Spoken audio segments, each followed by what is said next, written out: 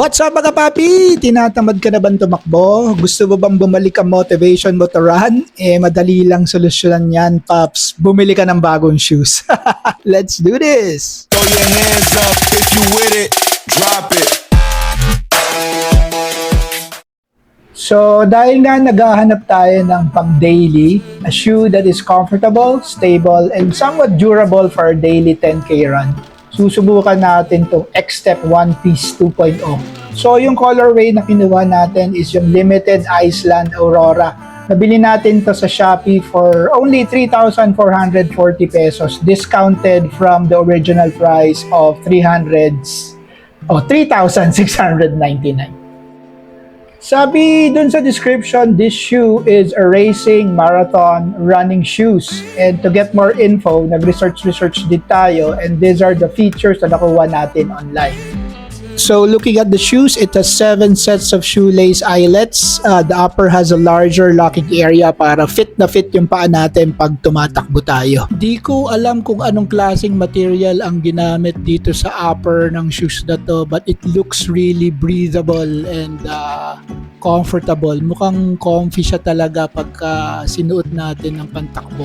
Tingnan natin yung loob ng sapatos and yeah, ang ganda ng loob rin. Hindi ko na lang nabunot yung insole nito, pero it looks really comfortable and durable and also of course breathable.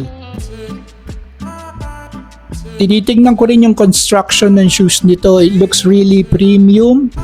Yung mga materials na ginamit dito, it doesn't look cheap.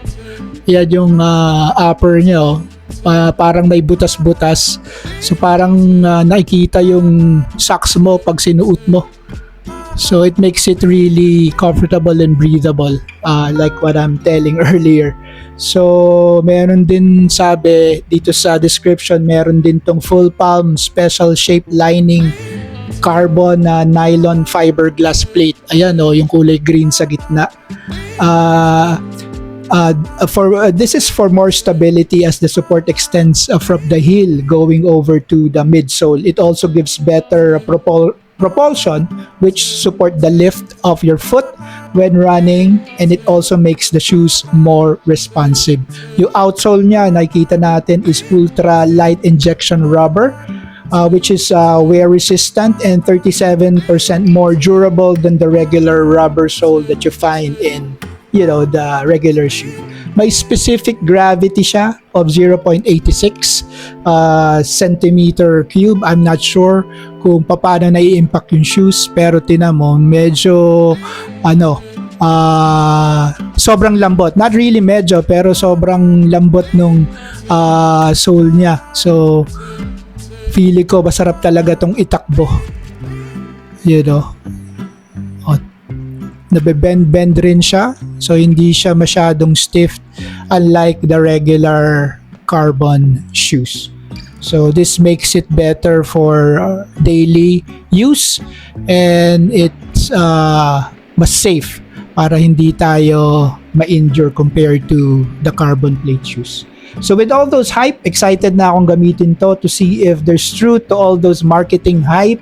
I'll upload another video once I hit 50K for the shoes, and of course share my experience sa inyo mga papi to give additional guidance if you're planning to buy these shoes. So stay tuned and subscribe.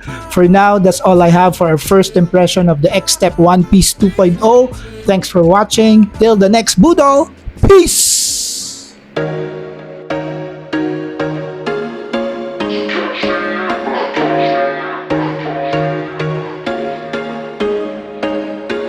There was once a day that I would pray for you. I'd go and misbehave just so you'd notice too. Sneaking looks up and down from across the room.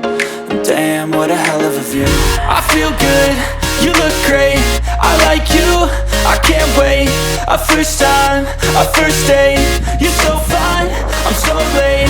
You sip wine, I drink straight. Don't waste time to my place. I feel my heart erase. So catch me